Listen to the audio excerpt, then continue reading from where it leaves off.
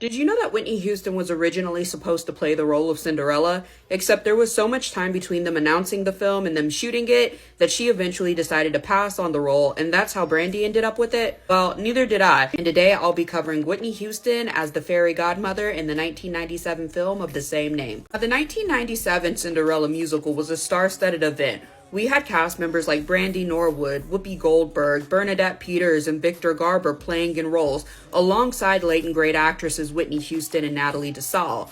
But the first character we meet in this musical is not actually Cinderella, it's her fabulous fairy godmother, Whitney Houston. But we don't actually learn anything about her character until the second time we meet her later in the film. And this is when Cinderella's sitting up in her room alone, having been denied from going to the ball, and she's feeling pretty down on herself. And all of a sudden, you have a mysterious yet fabulous woman appear at her windowsill. This obviously and rightfully startles Cinderella, but it's here that we notice this woman has a very calming aura, and she's doing her best to try to cheer Cinderella up by telling her that the only thing stopping her from being great is herself. And this is where we get a little bit about her powers as well, because at this first moment, what we can realize is that she demonstrates some ability to teleport, whether this is by natural ability or by fairy dust. The second time is when she appears inside of the house after Cinderella goes outside and looks for her. And then the third part and fourth part, respectively, is when she lights the fire using pyrokinesis and closes the door using telekinesis. So by all accounts, Fairy Godmother has some serious power.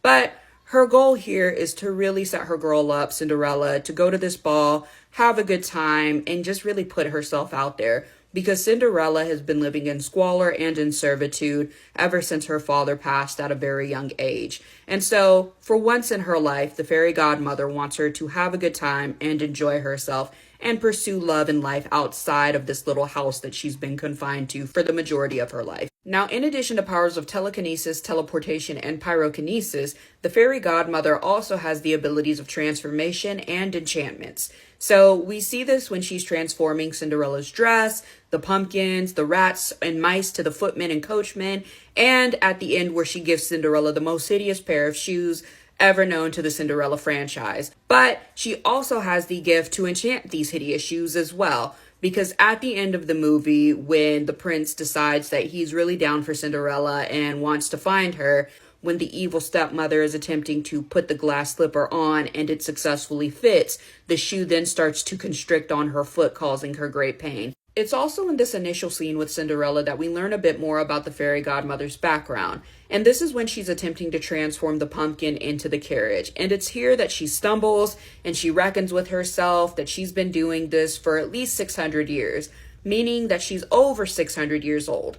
And after she gets everything together, the footmen, horsemen, coachmen, etc., she tells Cinderella that she has to be back by midnight, otherwise the magic wears off. And then she says, "I don't make the rules. That is what it is," basically. Meaning that there's likely a governing body somewhere that dictates how their powers can and should be used. And I would be really curious to know more about that in a book or something. Now, aside from being powerful, the fairy godmother has one of the coolest personalities. I describe it as a guiding hand or a gentle push. She's encouraging, laid back, persuasive, helpful, friendly, kind of funny at times, and she's there to remind Cinderella that the life she wants is within arm's reach. She just need pursue it. On top of this, she's not afraid to get Cinderella together, as shown when Cinderella tries to leave the ball, and the fairy godmother tells her, "You need to stay here and pursue the life you want, because there's no opportunity other than this," in short. But let me know if you guys like the fairy godmother. Tell me your favorite thing about this movie, or even if you like this movie, and I will see you guys in my next video.